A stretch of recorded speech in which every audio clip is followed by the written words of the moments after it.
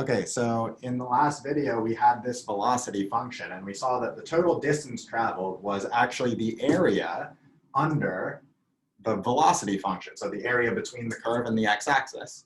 And you might think about what happens if you have a more, let's say, realistic velocity function. So here we traveled like at 1 set speed, then we traveled at 1 set speed, then we traveled at 1 set speed. On a real trip, say I'm driving in my car, the velocity might look, more like something like this.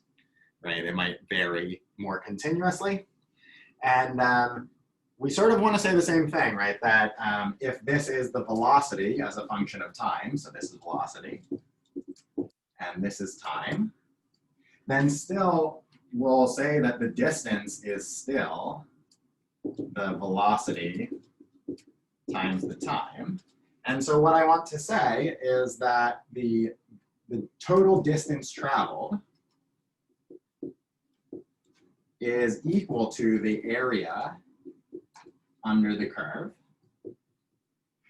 for the same reason that it was here. Okay, so the area here is measuring, the total distance traveled, and this is almost true. And what I'll say is that this is true if the velocity is non-negative. So if I'm talking about a positive velocity and I look at this area, then this tells me the total distance traveled. So if I have the velocity function, if it's non-negative, then the area under the curve is telling me exactly the distance traveled. So why do we have to make this distinction? So let's think about what happens if this is not true to realize why we should be making this distinction. So for example, let's say I drive at 30 miles per hour for 1 hour. And then let's say, so I drive this way, 30 miles per hour for 1 hour. And then let's say I turn around. Okay, so turn around and drive,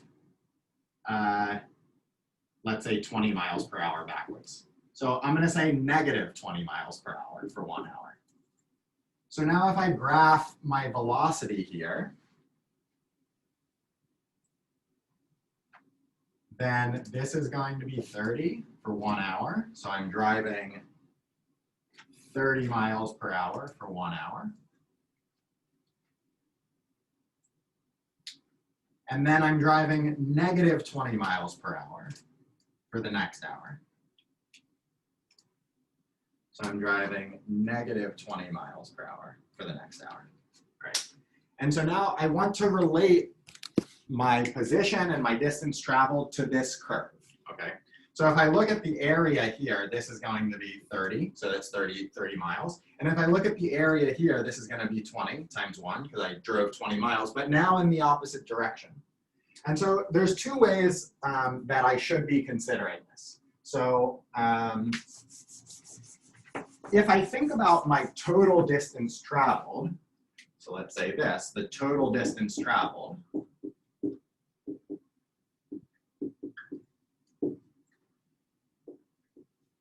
then I drove 30 miles per hour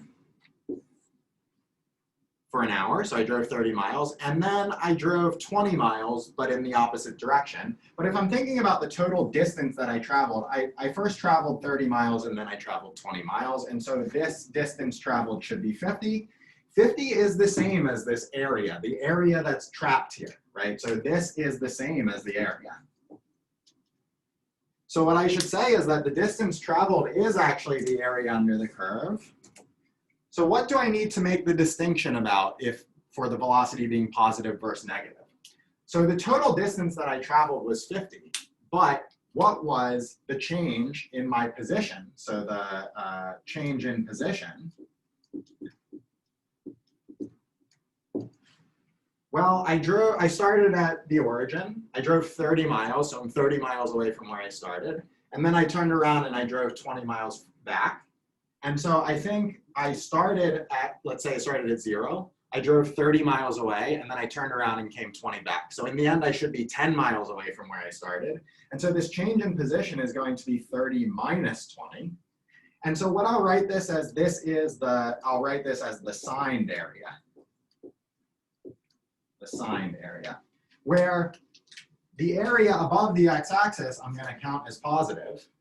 The area below the x-axis I'm going to count as negative. And so when I'm talking about my total distance traveled, then if I'm talking about my total distance traveled, then I can look at the area between the velocity curve and my x-axis. But if I'm looking at my change in position, then I need to be careful about the signs. Okay, so I should look at my signed area between the curve and the x-axis.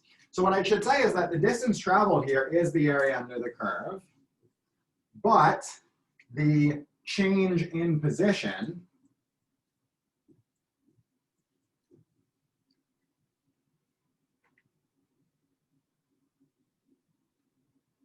is equal to the signed area. Let's say that, the signed area.